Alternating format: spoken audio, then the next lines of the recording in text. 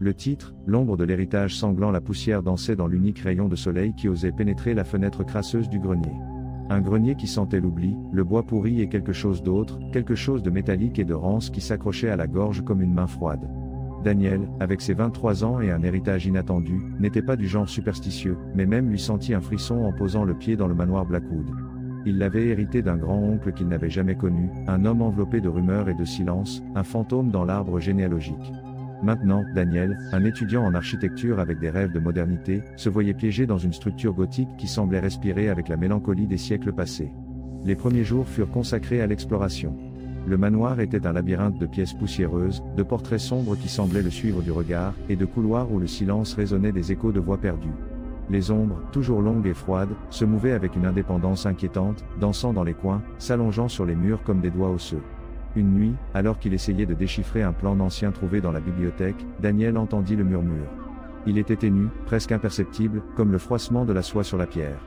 Il l'ignora, l'attribuant au vent qui se faufilait par les fentes des fenêtres.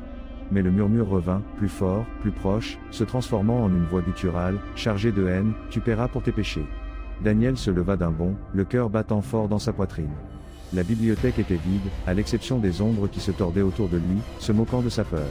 Il pensa à partir, à abandonner le manoir et à laisser derrière lui l'héritage maudit, mais la curiosité, et la promesse d'un avenir sûr, le retinrent. À partir de cette nuit, la présence se fit plus insistante. Les portes s'ouvraient et se fermaient seules, les objets se déplaçaient, et la voix, toujours la même, résonnait dans sa tête, l'accusant de péchés qu'il n'avait pas commis. Daniel commença à enquêter sur l'histoire de la famille Blackwood, cherchant l'origine de la malédiction, la racine de la haine qui le poursuivait. Il découvrit une histoire de trahison et d'avarice, d'un patriarche impitoyable qui avait amassé sa fortune au prix de la misère et du sang des autres. Il découvrit l'histoire d'Elisa, une jeune servante accusée injustement de vol et condamnée à la pendaison. Elisa, dont l'esprit, selon les légendes locales, errait dans le manoir en quête de vengeance. Une nuit, l'ombre se matérialisa. Ce n'était pas une figure amorphe, mais la silhouette d'une jeune femme, pâle et spectrale, avec une corde autour du cou et les yeux remplis d'une rancune inextinguible. Elle flottait dans l'air, tendant une main froide et osseuse vers Daniel. « Tu es de son sang », siffla l'ombre, la voix un torrent de douleur et de furie. « Tu paieras pour ce qu'il a fait. » Daniel tenta de lui expliquer, de l'implorer de ne pas le tenir responsable des crimes de ses ancêtres, mais l'ombre n'écoutait pas raison. Elle était consumée par la soif de vengeance, alimentée par des siècles de souffrance. Dans son désespoir, Daniel se souvint du plan ancien qu'il avait trouvé dans la bibliothèque. Un plan qui révélait l'existence d'un sous-sol caché, un endroit où le patriarche Blackwood avait enterré ses secrets les plus sombres. Suivant le plan, Daniel trouva l'entrée du sous-sol, une trappe cachée sous un tapis poussiéreux. En descendant les escaliers, il sentit un froid glacial qui lui transperçait les os. Le sous-sol était un labyrinthe de passages et de chambres, rempli d'objets anciens et de documents décolorés. Dans l'une des chambres, il trouva un coffre en bois.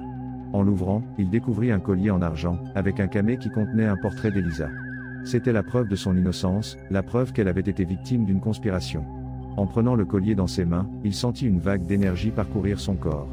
L'ombre d'Elisa apparut devant lui, mais cette fois, son visage n'était pas rempli de haine, mais de tristesse et de gratitude. « Merci », murmura l'ombre, sa voix douce et mélodieuse. « Tu as révélé la vérité. Maintenant, je peux reposer en paix. » Avec un dernier regard de remerciement, l'ombre d'Elisa se fanouit, laissant Daniel seul dans le sous-sol sombre. Il avait libéré l'esprit de la jeune femme, mais il n'était pas sûr d'avoir échappé à la malédiction. En sortant du sous-sol, il sentit une présence les pieds. Ce n'était pas l'ombre d'Elisa, mais quelque chose de plus sombre, de plus puissant. C'était l'ombre du patriarche Blackwood, un esprit malin qui se nourrissait de la souffrance et du désespoir. « Tu ne peux pas échapper à ton héritage », résonna la voix du patriarche dans sa tête. « Le manoir est à moi, et tu es mon prisonnier. » Daniel comprit que la malédiction n'était pas seulement la vengeance d'Elisa, mais la cupidité et la méchanceté du patriarche Blackwood, une force qui s'était accrochée au manoir pendant des siècles. Pour se libérer de la malédiction, il devait détruire la source de son pouvoir. Il se souvint d'une histoire qu'il avait lue sur un rituel ancestral, un conjuro qui pouvait bannir les esprits malins. Le rituel requérait un sacrifice, quelque chose de valeur incalculable qui était lié à l'esprit. Daniel savait ce qu'il devait faire. Il monta au grenier, à l'endroit où tout avait commencé. Il trouva une vieille photographie de sa famille, une image qui le connectait avec le patriarche Blackwood, une preuve de son héritage sanglant. Le cœur lourd, il brûla la photographie dans une cheminée abandonnée. Alors que les flammes consumaient l'image, il sentit une force sombre quitter le manoir. L'ombre du patriarche Blackwood se fanouit, libérant la maison de son influence maligne. Le manoir Blackwood n'était plus hanté. L'air était plus propre, la lumière plus brillante.